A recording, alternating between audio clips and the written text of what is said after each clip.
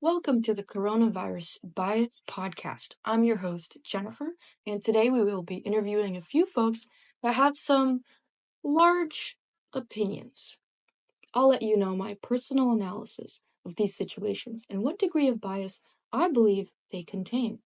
First up, let's hear what Alicia from the South has to say about the COVID-19 vaccine and whether you should take it or not.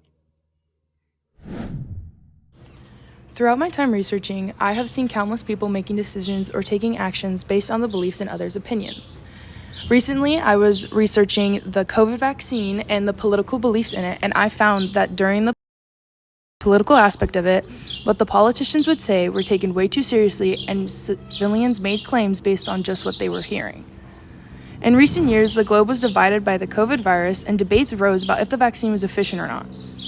Within my research, I found out that 34% of people got the vaccine because they voted Democratic. They had no other reasoning behind it. On the opposing side, Republicans had the strongest beliefs that the vaccine would kill or have other long-lasting side effects on them. When I looked into this, I discovered that 50 medical conditions were linked to the vaccine. Is that a coincidence? Can all 50 be fake, or are some of them true?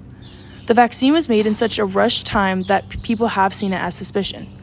Does it work for some? Sure, absolutely. Do some people have side effects from it? Of course. But what made the virus so strongly known was the political opinions behind it and how it was used in the campaigns. Thank you, Alicia. So let's talk about what you said there, especially considering the heavy emphasis on politics when forming your claim about the vaccines. We can see that it has quite a bit of rhetorical slanter in it. I'm sorry to tell you, but this makes your information less credible. Maybe next time, focus on the facts and let people decide for themselves if they think taking the vaccine is a good idea or not. In the economic lens, it looks like the state of US politics during this time directly impacts the opinions of people all around the country. Because of this, the news media and other outlets can sound a little biased. Now, on to our next interview with Elijah from the church.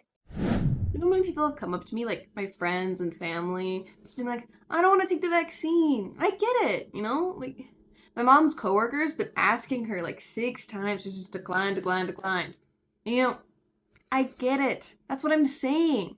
That's why I wrote my article. So many people came up to me and it's just like, I just had to write about it, you know? Are you vaccinated or thinking of getting the vaccine or booster? Huh? Oh, well, I don't know. Like, all the things I've heard about, my grandpa last week was just telling me about the aborted fetuses in the vaccine. Didn't you read my article? No. Well, it said that, like, they put old aborted fetuses in the vaccine. Like, this one Californian bishop said so. And, yeah, sure, if you look it up, it's been, like, disproved. But that's just what they want us to think, you know? What kind of support do you get within your church?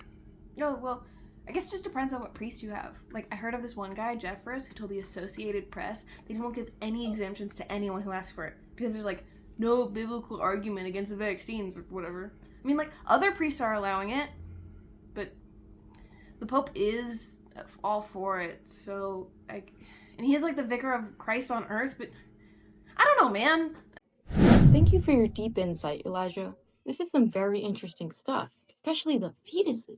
Wow, crazy. On a more serious note, let's look at the bias here. This is pretty biased in a cultural lens, as the author grew up in a Catholic environment. So they have these opinions based around their community's beliefs. This bias was inputted into their work, their articles spreading more biased news around the internet about the COVID-19 vaccine.